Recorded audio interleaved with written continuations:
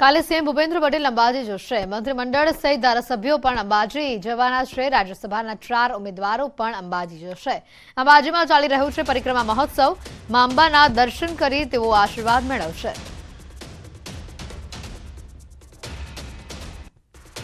આવતીકાલે સીએમ અંબાજી જશે। કાલે સીએમ ભૂપેન્દ્ર પટેલ અંબાજી ખાતે જશે। મંત્રીમંડળ સહિત ધારાસભ્યો પણ અંબાજી જશે। મહત્વના સમાચાર આવી રહ્યા છે। રાજ્યસભાના 4 ઉમેદવારોના નામની જે જાહેરાત કરવામાં આવી છે તેઓ પણ અંબાજી જશે। અંબાજીમાં હાલ પરિક્રમા મહોત્સવ ચાલી રહ્યું છે।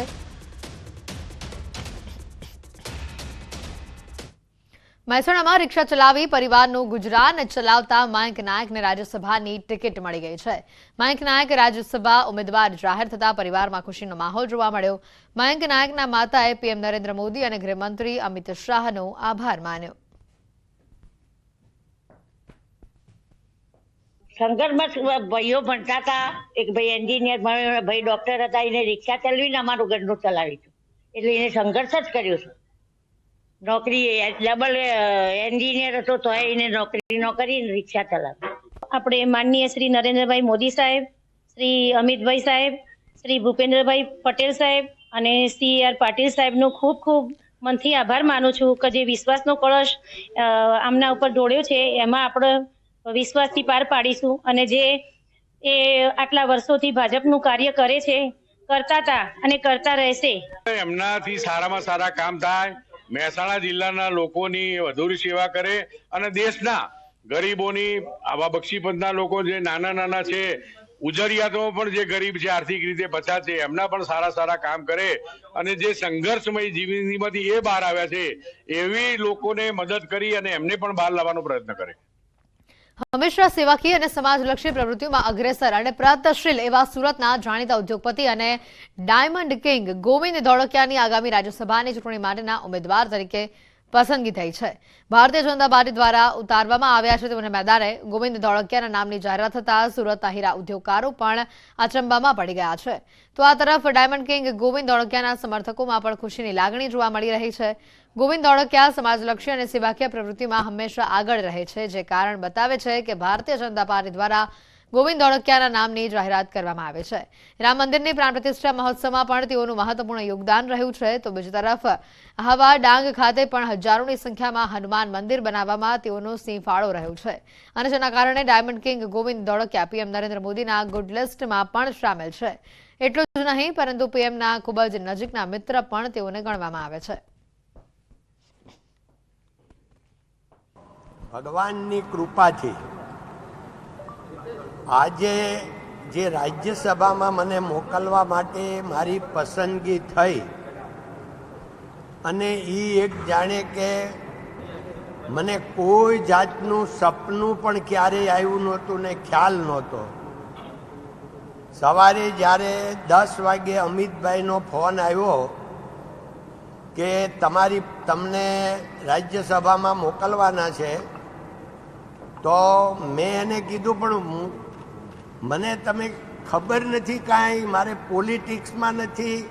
તો કે તમે આમાં પોલિટિક્સ નથી, રાજ્યસભા એ રાષ્ટ્રની એક સેવા કરવાની છે અને અમે રાષ્ટ્રની સેવા કરી એટલે અમે ને નરેન્દ્રભાઈને જેપી નડ્ડા સાહેબે ત્રણેય નક્કી કર્યું છે।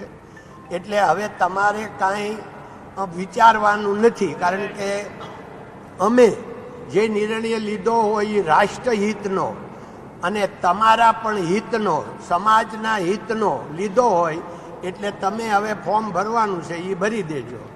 અને નાના ગામમાં 700ની આબાદીમાં મારો જન્મ, ગામમાં 1 થી 4ની સ્કૂલ હતી, પછી 5, 6, 7 તો બાજુમાં તાલુકા લાઠીમાં હું ભણવા ગયેલો, 7માની એક્ઝામ આપી નથી, 6નું સર્ટિફિકેટ છે અને પછી હીરાગઢમાં આવ્યો, 6 વર્ષ ફેક્ટરીમાં કામ કર્યું અને 6 વર્ષ પછી 3 મિત્રોએ ભેગા થઈ અને કારખાનું ચાલુ કર્યું અને આજે ભગવાનની દયાથી આ કંપની આજે 15,000 કરોડનું એક્સપોર્ટ ઇમ્પોર્ટ છે અને આજે 7,000 લોકો સાથે કામ કરે છે।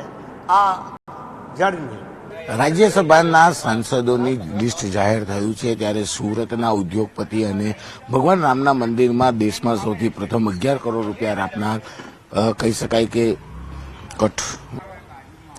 રાજ્યસભાના સાંસદોનું લિસ્ટ જારી થયું છે અને આ લિસ્ટમાં સૌથી પહેલું નામ આવ્યું છે સુરતના રાજ્યસભાના સાંસદ તરીકે પસંદગી થઈ છે ડાયમંડ ઉદ્યોગકાર અને કહી શકાય કે ભગવાન રામના મંદિરમાં 11 કરોડનું સૌથી પહેલું દેશમાં દાન આપનાર ગોવિંદભાઈ ઢોળકિયા કે જે સમાજ સેવા સાથે જોડાયેલા છે અને ડાંગ જિલ્લામાં સૌથી વધારે હનુમાન મંદિર બનાવવા માટેનું પણ તેમનું નામ મોખરે આવતું હોય છે. સમાજ સેવાને લઈને તેમની રાજ્યસભાના સાંસદ તરીકે પસંદગી થઈ છે, જેને લઈને ઉદ્યોગકારોમાં ખુશીનો માહોલ છે. કારણ કે જે પ્રકારે ડાયમંડ ઉદ્યોગકારની પસંદગી થઈ છે સૌથી મોટું નામ છે અને કહી શકાય કે આ ઉદ્યોગપતિ સેવા સાથે જોડાયેલા છે, જેને લઈને તેમના પરિવાર સાથે સુરતના ડાયમંડ ઉદ્યોગમાં સૌથી વધુ ખુશીનો માહોલ જોવા મળી રહ્યો છે. કેમેરામેન ભરત બ્રહ્મપટ સાથે કીર્તેશ પટેલ, ન્યૂઝ 18 ગુજરાતી, સુરત.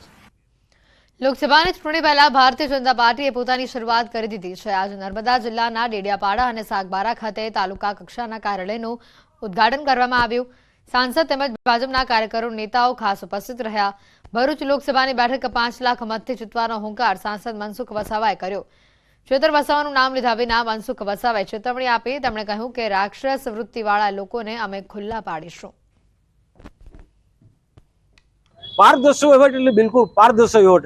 અહીંયા તો તમને ખબર છે કે કેટલાક લોકો બાર મોટા મોટા બણગા ફૂંકે છે. એક બાજુ હાથીના દાગ દેખાડવાનો જુદા અને ચાવવાના જુદા, ટકાવારી લેવાનું અને પાછા બ્લેકમેલ કરવાનું અને સરકારને બદનામ કરનારા તત્વો અહીંયા છે. એમના માટે મેં કહ્યું છે એ આવનારા દિવસો મેં ખુલ્લા પાડીશ, એને સાવધાન કરું છું. આ હેલફેલ બોલાનું બંધ કરી દે. આવા લોકો હેલફેલ બોલાનું બંધ કરે. અમે શિસ્તમાં રહીએ છીએ. અમને એવું ના સમજે કે અમે નબળા છે. અમે નબળા છે એવું નથી. એ ફિલ્મી સ્ટાઇલની વાત કરનારા લોકો સાંજમાં સમજી જાય. એ ભારતીય જનતા પાર્ટીના લોકો છે. ભૂતકાળમાં કોંગ્રેસનો 100 કરાર સુરત તપતો હતો ત્યારે પણ અમે ડર્યા નથી. ગુંડાશાહી સામે અમે લડ્યા છે, ગુંડા તત્વોની સામે અમે લડ્યા છે અને જીત્યા છે.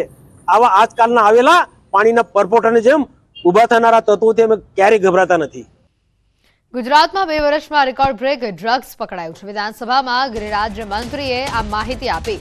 સમગ્ર દેશ સહિત ગુજરાત ડ્રગ્સમાં સેફ છે તેવું કહ્યું. ડ્રગ્સ પકડાયું તો ફર્ક છે.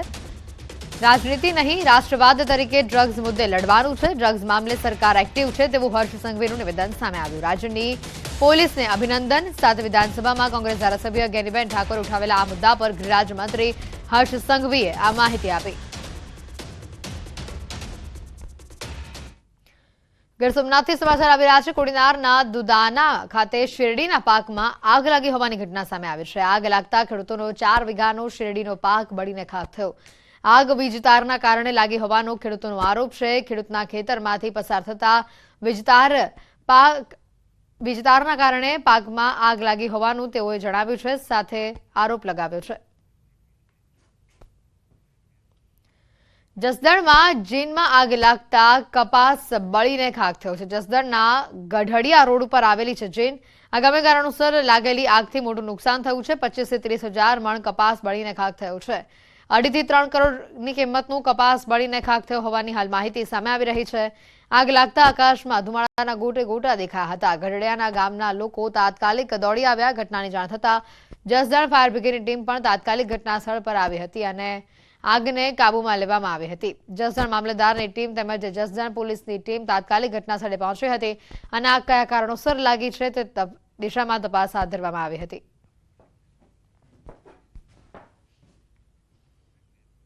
સમાચારોમાં હાલ રોકાઈશું એક બ્રેક માટે.